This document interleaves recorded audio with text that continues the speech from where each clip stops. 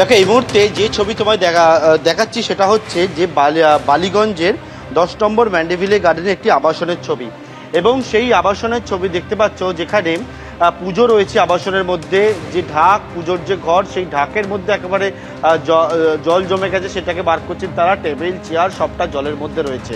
এখানে যে জল জমে রয়েছে তার জন্য তারা একটি পাম্প ভাড়া করে এনেছেন। আনার পরবর্তীকালে জেনারেটরের মাধ্যমে এখানকার যে জল রয়েছে সেই জলটাকে বার করছেন তারা। এবং এটা হচ্ছে ম্যান্ডেভিলা গার্ডেনের একটি আবাসনের, সেই আবাসনের ছবি।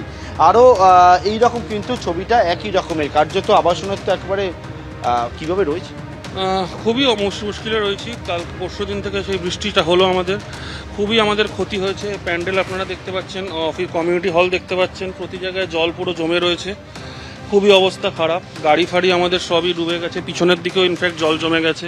মানে এরকম বৃষ্টি তো কেউই আমরা এক্সপেক্ট করিনি হবে, মানে কখনো আমরা দেখিনি। লাস্ট তো বলছে 1986 সালে হয়েছে, তারপরে তো এটা দেখছি আপনাদের তো মণ্ডপ, এটা আমাদের পুজোর মণ্ডপ, পুরো জল এখন আপাতত জল পাম্প করে বার করা হচ্ছে।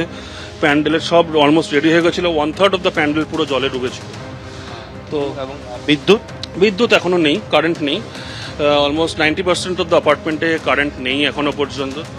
গ্রাউন্ড ফ্লোর পুরো এখান থেকে পুরো ওই লাস্ট অবধি সব ওদিকে কভার করেন। গ্রাউন্ড ফ্লোরে পুরো কাজ। আমি দেখতে পাচ্ছি যে এখানে মণ্ডপ তৈরি হয়েছিল, সেই মণ্ডপের দেখতে পাচ্ছি কোনো রকমের সম্পূর্ণ ভেঙে পড়ে রয়েছে। বৃষ্টির জল, সেই জল পরিষ্কার করছে। বিদ্যুৎ নেই এবং বিদ্যুৎ দপ্তর কি বলছে? বিদ্যুৎ দপ্তর বলছে জল যতক্ষণ না সম্পূর্ণভাবে নামবে ততক্ষণ কিছু করা যাবে না। পরপর যে গাড়িগুলো দেখতে পাচ্ছি এখানে আছে, গাড়িগুলো কি অবস্থা? সব গাড়িগুলোর আপনার প্রায় উইন্ডশিল্ড অব্দি জল চলে এসেছিল। গাড়িগুলো তো এখন মানে প্রায় কমপ্লেক্সের আমাদের সব গাড়ি এখন মানে কারোরই স্টার্ট আর হচ্ছে না। এখন সে টোয়িং ট্রাকও পাওয়া যাচ্ছে না, যেহেতু পুরো কলকাতা জুড়ে এরকম একটা অবস্থায়। আবাসনের ঘরগুলোর কথা বললো, আমি ঘরের ছবি দেখবো। একেবারে যে বহুতল আবাসন এবং সেই আবাসনের যে গ্রাউন্ড ফ্লোর, সেখানে দেখতে পাচ্ছি একেবারে জলমগ্ন অবস্থা রয়েছে, জল বার করা হচ্ছে এবং সমস্ত ফার্নিচার যেগুলো রয়েছে, আমার সহকর্মী উজ্জ্বল ঘোষকে যে ছবি তুলে ধরছে সেটা হচ্ছে যে ফার্নিচারগুলো রয়েছে সেগুলোকে ঘর থেকে বাইরে বার করে নিয়ে আসা হয়েছে, বাইরে বার করে রাখা হয়েছে। ঘরের সমস্ত জিনিসপত্র সবটা ভিজে গিয়েছে। এই ঘরের মধ্যে এতটাই জল ঢুকে যায় একেবারে। হ্যাঁ, আপনাদের এবং যে বিষয় সেটা হচ্ছে ঘরের ভেতরের ছবি হচ্ছে এই রকম। আরও ভেতর দিকে ওনারা বলছেন যে কি পরিস্থিতি সেটা দেখছি।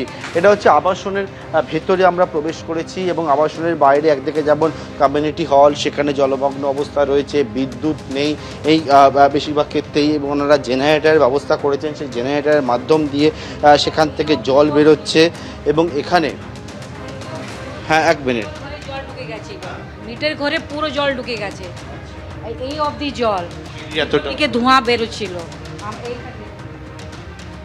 বিভিন্ন জিনিসপত্র যে পুজোর জন্য আলো তার সব পুরো জল পুরো এসে আমাদের ফার্নিচারগুলো সব উপরে এখন রাখানো আছে, পুরো ভর্তি হয়ে গেছে।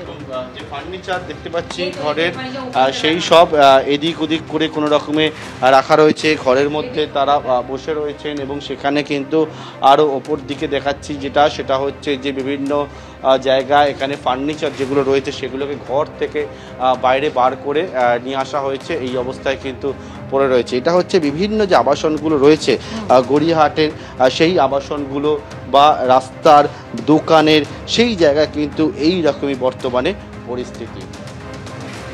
একেবারেই পার্থ, ধন্যবাদ। একেবারে সাধারণ মানুষ কিভাবে দিন কাটাচ্ছেন দেখেছেন। একদম সোমবার মাঝরাত্রে ঘন্টা 5 রেকর্ড পরিমাণ বৃষ্টি, আজকে বৃহস্পতিবার, এখনো কিন্তু জলমগ্ন হয়ে রয়েছে একাধিক এলাকা।